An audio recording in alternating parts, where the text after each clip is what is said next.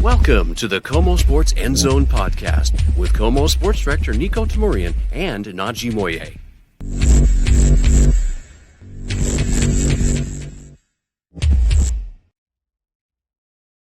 Well, in a day that can be described as a holiday for some, certainly a time where you can buy tickets, you can book flights, and you can start working on that excuse to get out of a wedding that somebody planned during football season.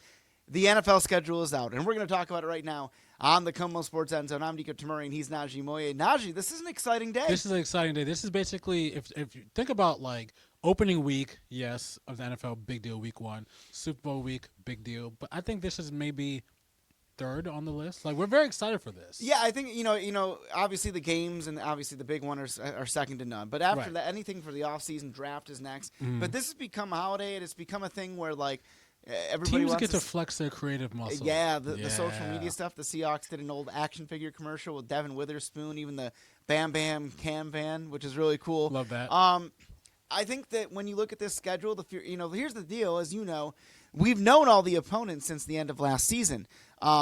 We've known all but three of them for even longer than that. It's just there's always three kind of, so to speak, flex teams. You know, by finishing second in the NFC West, the Seahawks played the second-place team in the NFC North, the Minnesota Vikings, the second-place team in the AFC North, in the Pittsburgh Steelers. And so let's not forget second place in the NFC East, which was the Commanders. So by way of finishing second, you end up playing some pretty tough teams. This is actually a pretty tough schedule. Yeah. I was looking at the schedule before, and you have a couple. I mean, now that being said, when you first open the season at home against the Niners, great.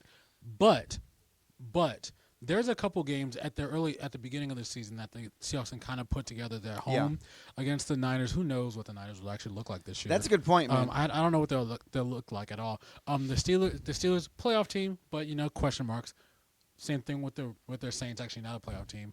And the Cardinals always give them trouble, So I feel like the Seahawks are in a position to go maybe undefeated for the first 4 weeks, maybe. But then you get into a situation. It would be tough. But I think it's very doable. It's very doable, and it's also very good to get a guy like Sam Darnold.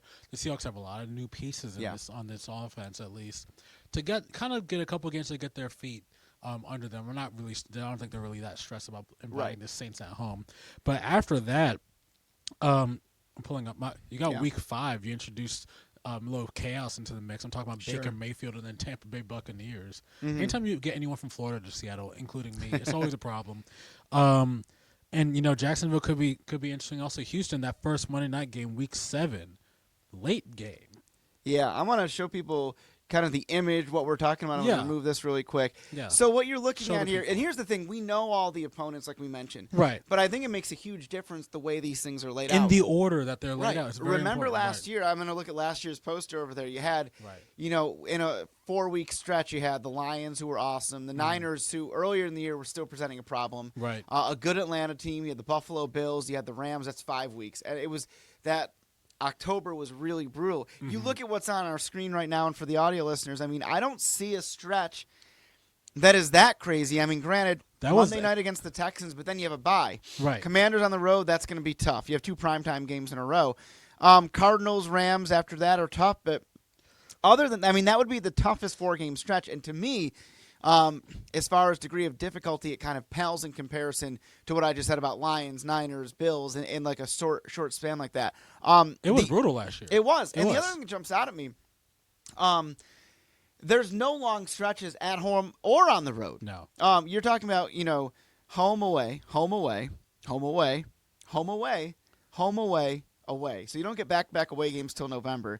Then it's home away, home. You don't get back-to-back home games till December. Then you end the season back-to-back road games. And I think it's hilarious. You start the season with the Niners, then you end it with them in January at some point. It's a Niner sandwich, yeah. It is a Niner sandwich. Let me ask you, Niko, what, if you're just looking at the schedule, just kind of like in broad sense, I mean, what is a game that sticks out to you? Let's consider placement. Let's consider where it is. That really is like the game.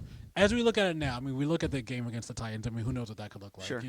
Kim Moore can also lead them, back to the promised land. Who knows? Probably won't. But in this first year, what really strikes you about this schedule? Well, the first thing is what I was talking about with the staggering that. Right. I think that's a lot of travel because there's no 2 weeks in a row at Lumen until December. In other words, you're traveling every week, whether that's to go play the Steelers, or then come home to play the Saints. Then go to Arizona, come home to play the Bucs. Then go to Jacksonville, come home to play the Tacoma. Like, that's a lot of travel. Right. So it'll be interesting. Mike McDonald, as we know, is very meticulous. It'll be interesting to see how he does that. But when you're talking about a couple games or a stretch of games, this might not be the popular thing because, again, off the top of your head, like, okay, Niners and Steelers right off the bat, that's a test, right? That's a test. And it certainly is. It's a passable test, I think. But I'm looking more midseason. First of all, I think the one that really jumps out at me the most would be November 30th home against the Vikings, December 7th against the Falcons. And people will say, well, it's not a divisional game. No, but if you're talking about benchmarks to where this team can be, maybe that's a little late. Right. But you're really comparing yourself against some good competition, seeing where you really stand. If you want to go earlier than that, I would go with the Monday Nighter against the Texans on October 20th, and then November 2nd on the road Sunday night at the Commanders. Those are two playoff teams, and you really get to see where you stand in Week 7 and Week 8. It's true. I want to double down on that, kind of like you talked about that Commanders team. I think the Commanders were much better this year, first of all. Sure, yeah. And they were no great. reason to believe they wouldn't be. And they were great last year. Also look at that Monday night game against Houston. And also 2 weeks before that game against the Buccaneers. These are playoff caliber teams. The Buccaneers were one of the highest scoring teams in the league. That's a big test for that Seahawks defense at home. In the very early in the season. I think that's really the first big. I mean, say what you want about Pittsburgh. They'll be great. Yeah.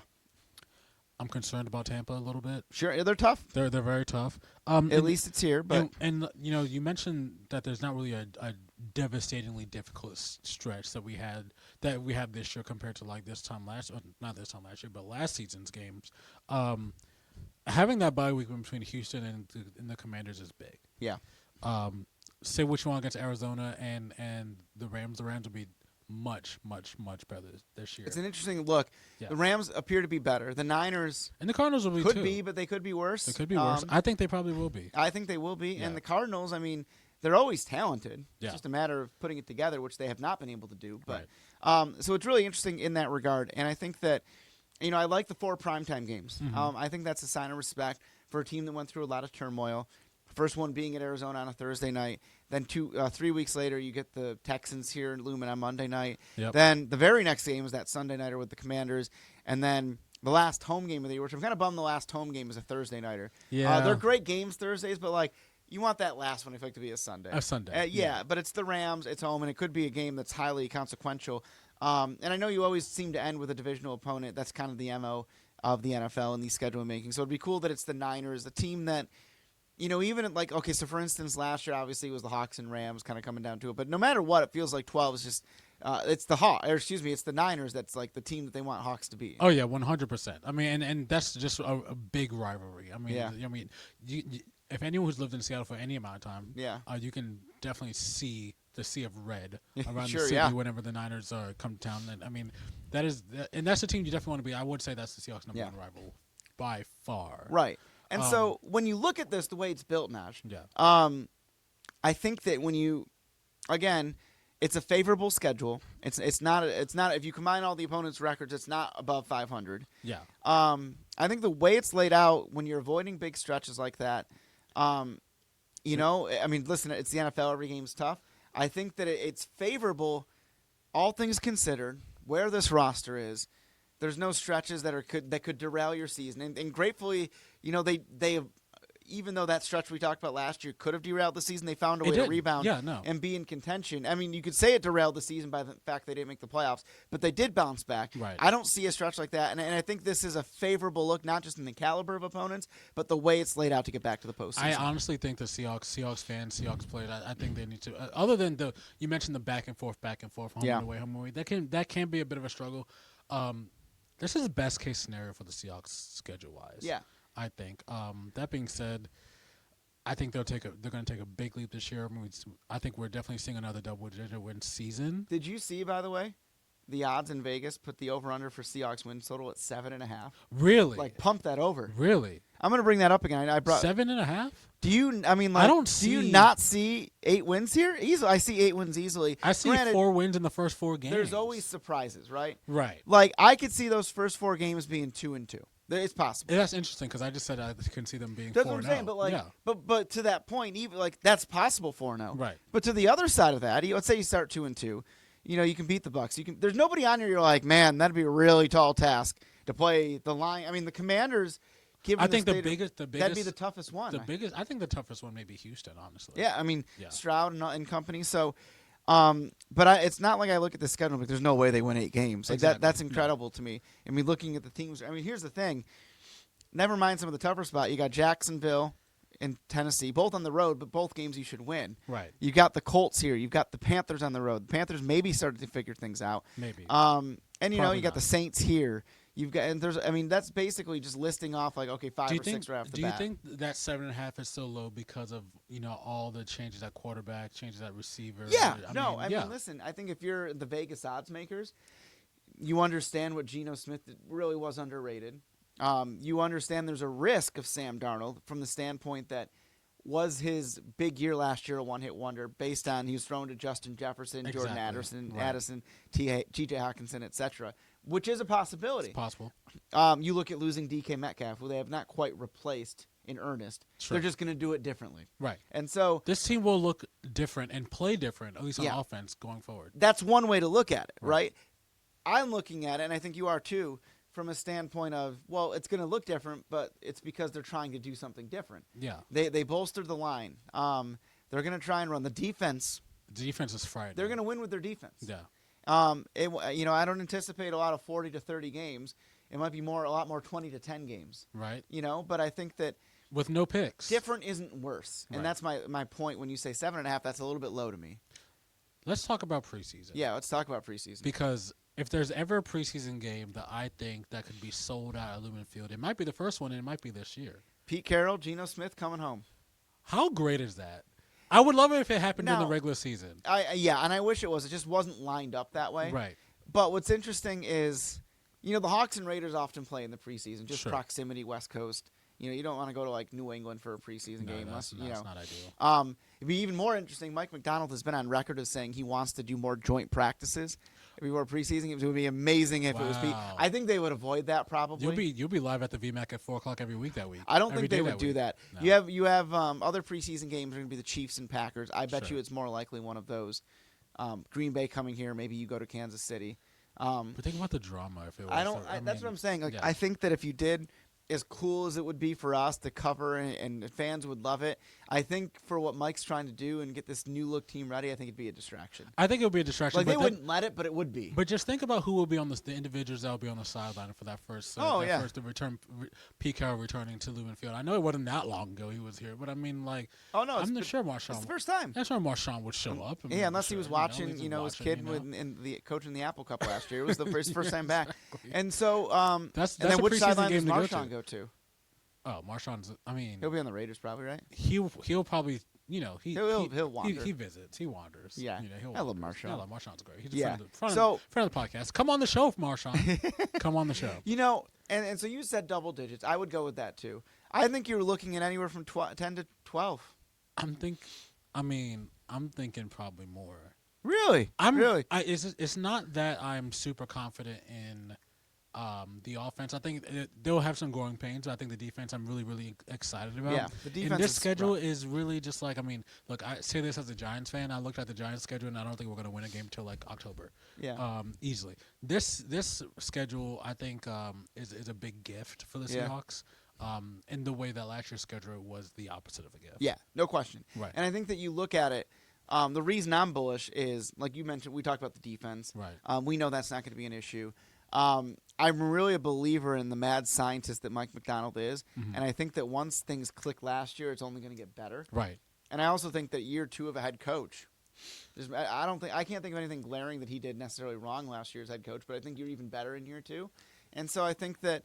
I think you'll find that a lot of people, including me, think that the biggest issue with the Seahawks last year was how the offense was ran, as far as play calling, and maybe personnel. But that's probably why DK's gone. Exactly, and to an extent, and things are looking very different right now. Yeah, and I think that it's not the Legion of Boom, at least not yet, certainly, no. and it would take a lot to get to that point. No. However, you're looking at a similar blueprint that has clearly worked in Seattle in the past, and certainly the NFL has evolved in those dozen or so years since that was at its heyday. Right. But reality setting in that, it can still work. It can still work for sure. And I think that The defense will make it work.